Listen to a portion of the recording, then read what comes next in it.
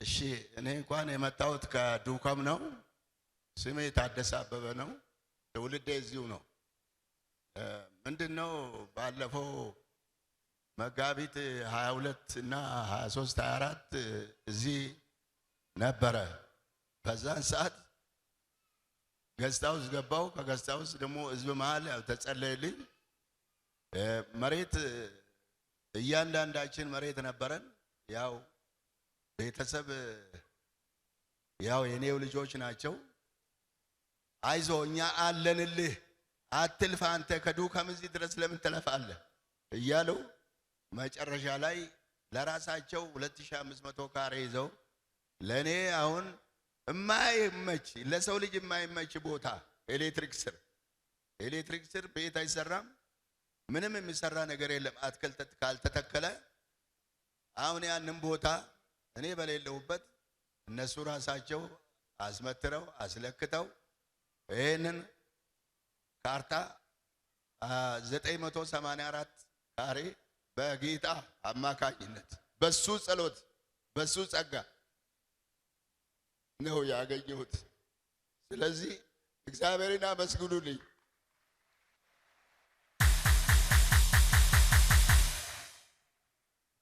በሚገርማችሁ ዛሬ እኔ የለኝም፣ ባለ 6 መኪና ነበርኩ።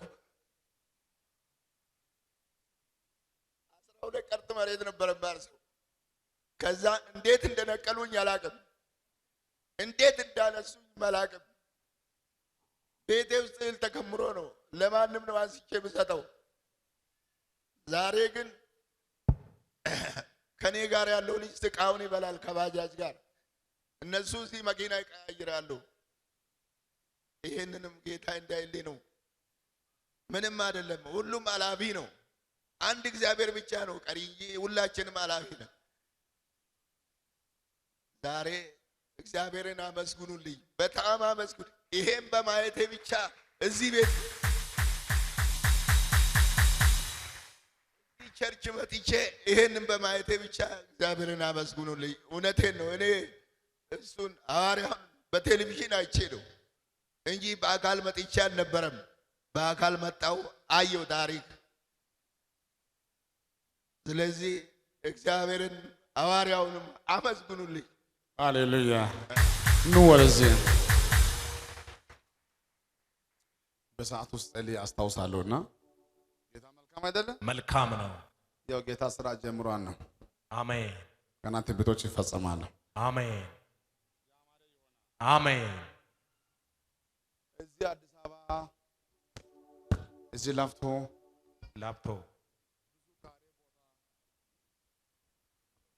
አበበ ምን ነው? አበበ ምን ነው? አበበች የአባትሽ ማን ነው? አበበ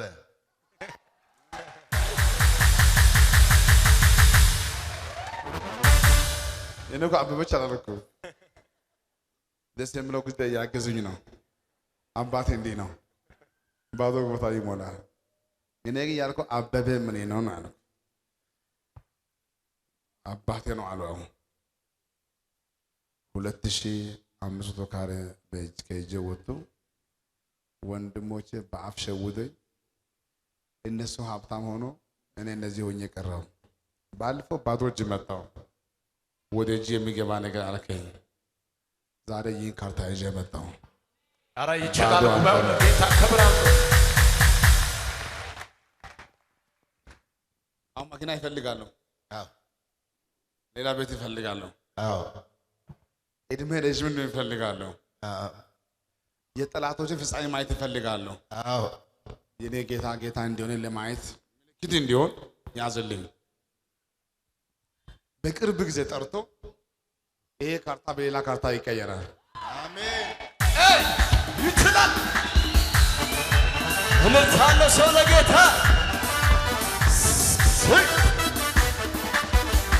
ሃሌሉያ አሜን። ለአንዳንዶቻችሁ ከነገ ሮብ ጀምሮ እሺ እንደራደር፣ እሺ እንስማማ፣ አሜን። እሺ አንተ ይሄን ውሰድ፣ አሜን። እሺ እንደዚህ እናደርጋለን። አሜን። ደውለ ስልክ የዘጉ ሰዎች ደውለ ፈልጎ ያገኘዋል። አሜን። የምትወደው ያንተ ጉዳይ ከእጅ አይወጣም። አሜን። ምርኮ ሁሉ ይመለሳል። አሜን። ኢየሱስ ጌታ ነው። አሜን።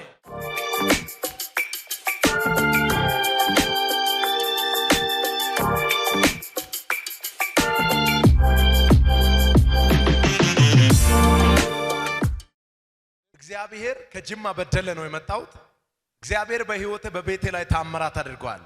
ከዛሬ 2 ዓመት በፊት ወደዚህ ስፍራ ስመጣ የመሬት ኬዝ ብዙ ሰዎች የኔ የነበረው ንብረት ከኔ ቀምተው በክስ ሲያሰቃዩኝ ነበር።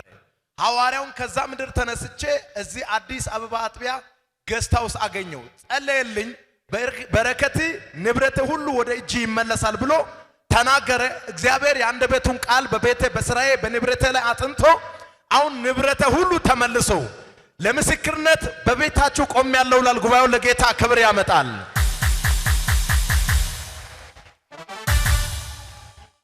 እቺታችን እንደዚህ ነው ያለችኝ። ለሷ ሳይሆን ለባለቤቷ ነው የሆነላት። ባለቤቷ ከባድ በሆነ በኩላሊት ጠጠር ይታመም ነበር። በሚታመምበት ሰዓት በጣም ተጨንቀን ቤት ውስጥ ግራ ተጋብተን የምናሳክምበትን ብር የለንም ነበር አለች። ከፖሊስ ሆስፒታል ወደ ጳውሎስ ሆስፒታል ሪፈር ላኩ ትላለች። ከዛ በኋላ የኢየሱስ ድንቅ ሥራ ዓለም አቀፍ ቤተክርስቲያን ጂሰስ ወንደርፉል ቲቪን ከፍቼ ሳይ ስልክ ቁጥር እዛ ላይ አላለች። ያንን ስልክ ወስጄ ደወልኩ አለች። ከዛ በኋላ ከሐዋርያው ጋር አገናኙኝ አለች። ሐዋርያው ደውሎ አይዞሽ በቤትሽ ሞት አይሆንም፣ ባለቤትሽ በሚታመምበት በሽታ አይሞትም፣ ከኩላሊት ጠጠር ተፈውሷል፣ እግዚአብሔር ፈውሶታል፣ ካሁን በኋላ ነፃ ይወጣል አላት። ከዛ በኋላ ባለቤቷ እዛ ሆስፒታል እያለ በሽንቱ በኩል ያ ጠጠር ወጣ ትላለች። ሲመረመር የኩላሊት ጠጠር ነፃ ነው ተብሎ አገኛለች። ለጌታ ክብር እልልታ። እና ጌታ ያረጋልኝ ልጄ ከጎን ቆመች ጠፍታብኝ ነበር ከትምህርት ቤት 9 ሰዓት ወንድሟ ሊያመጣ ሲሄድ የለችም ከክላስ ትናንሾቹ አሉ እና ሲጠብቅ ፈተና ካላት ብለን ስንጠብቃት ቀረችብን። ወዳው ወደ እኔ ደወለ። ሲደውል እኔ የምኖረው አሸዋ ሜዳ ነው፣ እነሱ የሚኖሩ ኮልፌ ነው። በቀጥታ ራይድ ይዤ ትምህርት ቤቱ ሄድኩኝ። በአሸዋ መሮ መስጊድ እዛ እንደሄድኩኝ ትምህርት ቤቱ ከጭራሽ ይፈልጋል እሱ መምህሮች ዘበኞቹ ይፈልጋሉ። ከዛ ካሜራ ተገጥሟል። ካሜራ ስናይ በማትወጣው በር ነው ይዘዋት የወጡት። በአስኮ ብርጭቆ በሚባል በኩል ነው ይዘዋት የወጡት። ከቤት ወጣ አታውቅም። የተገኘችው ግን ሀያት ነው እና በጣም አበድኩ፣ አለቀስኩ። እህቶቿም ወንድሟም አበደ። ምን አስተዋልኩ ቆም ብዬ ማን ጋር መደወል እንዳለብኝ ሳስተውል ወደ ራሴ ስመለስ ነብይ በዛን ሰዓት ሶዶን የሚያገለግለው ወደ ሐንስ ደወልኩኝ። ሃና ልጄን ተበልቻለሁ፣ ሌላ ምንም የምትልሽ ነገር የለም፣ ለነብይ ደውዬ ቃል ያውጣልኝ አልኳት። ልክ 11 ሰዓት አካባቢ ስደውል ሃና አይዞሽ ምንም አትሆንም እደውልለታለሁ ይደውልልሻል አለችኝ። በማላቀው ስልክ ይደወለልኝ። ታሪኳ አንቺ ጠንካራ ሴት አይደልሽ እንዴ? ልጅሽ ምንም አትሆንም፣ ከ3 ሰዓት በኋላ ትደውላለች፣ ራሷ ምንም ሳትሆን ትመጣለች አለኝ። አሜን አልኩኝ። ግን በስጋ አልተረጋጋሁም። ያው እናት ነኝ። ልጅቷም የ15 ዓመት ልጅ ናት፣ የበሰለች አይደለችም። በጣም ተሰማኝ። በጂፒኤስ ስንከታተላት አንዴ ጎጃም በር ያሳየናል። ሌላ ስልክ ነው የሰጡን፣ እሱ ያለችበት ቦታ ስላልሆነ ሌላ ስልክ ሲሰጡን አሁንም ወደ ፒያሳ 4 መንታ ወሰደን። 4 መንታ ሄድን። ሰፈርኛ ሰፈር አውቶቡስ ተራ ነው የኔ ትውልድ ቦታዬ። እዛም ሄድን፣ ምንም ልናገኛት አልቻልንም። ከዛ ልጅ ቆመችና እናቴ ያለችኝ አንቺ አታምኝም እንዴ አለችኝ። እንዴት አላምንም አልኳት። እኔ ኦርቶዶክስ አንቺ ጴንጤ ነሽ፣ ነብይ ግቢ ወደ ቤትሽ ምንም አትሆንም ብሎሻል አይደል እንዴ? ነይ እንግባ አለችኝ። በተአምር ልጄ ለአውሬ ሰጥቼ ምን መግቢያ አለኝ አልኩኝ። አለን 9 ሰዓት ደረሰ። ሲያቅተን 9 ሰዓት ሌሊት በመናኸሪያ በአራቱም አቅጣጫ ሰው ተነንና ገባንለት። ስንገባ እሷ ግን ቀድማ ለሰራተኛ 3 ሰዓት ላይ ቦታ አቅም ግን አለሁኝ በህይወት አትጨነቁ ብላ ደወለች። ይችላል ስትነግረኝ በጣም ገርሞኛል። ልክ ከምትማርበት ስፍራ ተመራ ስትጨርስ ተማሪዎች በሚወጡበት መውጫ በር ሳይሆን በጓዳ እችን ብላተና ይዞት ይጠፋሉ። ሐዋርያው ጋር ልክ 11 ሰዓት ተኩል አካባቢ ስትደውል ቤት ውስጥ ብጥብጡ ከባድ ነው፣ ጭንቁ ከባድ ነው፣ ረብሻው ከባድ ነው። ግን እግዚአብሔር በሐዋርያው በኩል ያን ሰዓት ሲያገኘው እንዲህ አለኝ፣ በ3 ሰዓት ተኩል ልዩነት ራሷ ትደውላለች፣ ልጅሽ ትመጣለች ብሎ ተናገረ። አሜን አልኩና ተቀብዬ ግን ከመረበሽ ነፃ መሆን አልቻልኩም። እግዚአብሔር አምላክ ነዛ ከአመፀኞች እጅ የተናጠቀችብኝ ልጅን ይሄው በህይወት መለሰልኝ። ጌታን አክብሩልኝ ትላለች ጉባኤው። ለጌታ ክብር አምጡት። ያው እኔ ስሜ ፍቃዱ አዲሱ እባላለሁ። የመጣሁኝ ከአማራ ክልል ነው። እንግዲህ ጌታ ያደረገልኝ መቼም የጌታ አድርጎት ተነግረው አያልቅም። በጣም የብዙ የጠላት ከበባ ነበረብኝ። አጋጣሚ በቃ የምሰራበት ቦታና ቤተሰቦቼ ያሉበት ቦታ የተለያየ ቦታ ነበርና እኔ ከቤተሰቦቼ ተለይቼ በበረሃዎች አካባቢ የዞርኩ ስሰራ ነበርና እዛ ገስት ሃውስ ተሰጥቶን እዛ እየኖርን ነው የምንሰራው እና ጠላቶች በጣም በዝተው ነበረ። በስልክም እየደወሉ አግተን እንወስዳለን፣ አንተ ካልመጣ ቤተሰብን ከነሚስት ከነልጆች እንወስዳለን ብሎ ሲያስቸግሩኝ ነበረ። በቃ መውጣት መግባት አቃተኝ። ለሶስት ቀናት ከማድርበት ቦታ ላይ ሌሊት መጥተው ሌሊቱን በሙሉ ሲያድኑ ድምጻቸውን ኮቴያቸውን ስሰማ መሬት ላይ ካልጋይ ላይ ወርጄ መሬት ላይ ሳድር ጌታ ሆይ እያልኩ በቃ እጮሃለሁ።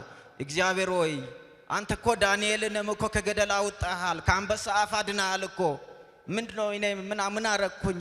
እግዚአብሔር እኔ ጥፋት ከሆነ ውሰደኝ፣ እንደፈለጉ ያረጉ፣ ያለ ጥፋቴ ከሆነ ግን ዳንኤልን ያዳንከው እኔን አድነኝ ብዬ ስጮህ ቆየሁኝ። አጋጣሚ ይሄንን ፕሮግራም ደግሞ በቲቪ ነበረ ማየው እንጂ አላውቀውም ነበረ። በቲቪ ሳየው ካንሰርን ያድናል፣ ኤችአይቪን ያድናል፣ ብዙ በሽታዎችን ያድናል። ይሄን በሽታ የሚያድነው ይሄንን ሁሉ ነገር እግዚአብሔር በሱ ተገልጦ የሚያድነው ይሄንን የጠላት ከበባ ይሄንን ከሞት አያድነኝም ወይ ብዬ ቀጥታ ወደዚህ መጣሁኝ። እንደመጣሁኝ ገስት ሃውስ ገባሁኝ። ያውም ገስት ሃውስ ላይ ያለው ስልኩ ያ ስልክ ተደወለ። ያ ስልክ ገስት ሃውስ ያለው ተደወለ። ይሄው የሚያስቸግረኝ ይሄ ነው፣ ለዚህ ብዬ ነው የመጣሁኝ ብዬ ለሐዋርያው ሰጠሁኝ። ከዛሬ ቀን ጀምሮ ይሄ ስልክ አይደወልም፣ ይሄን ስልክ መስመር ቆርጬዋለሁ አለኝ። ከዛን ጊዜ ጀምሮ እዛ ገስት ሃውስ እንደወጣሁኝ የስልክ እስከ ዛሬ ድረስ ተደውሎ አያውቅም። እኔ ጋር መጦም ከማድርበት ቦታም ሲከቡኝ ሲያስቸግሩኝ መንገድ ላይም ሲያስቸግሩኝ የነበሩት ይኑሩ አይኑሩ አላቃቸውም፣ አይቻቸውም አላቅም። እስከ ዛሬ ድረስ ይሄን ደርሻለሁ ብዬ ለህይወት ትልቅ አድርጎት ነው ያደረገ። ከሞት አድኖኛል ብዬ ነው ለመመስከር የመጣሁኝ። ጌታን አመስግኑለት። ለጌታ ክብር እልልታ ጭብጨባ።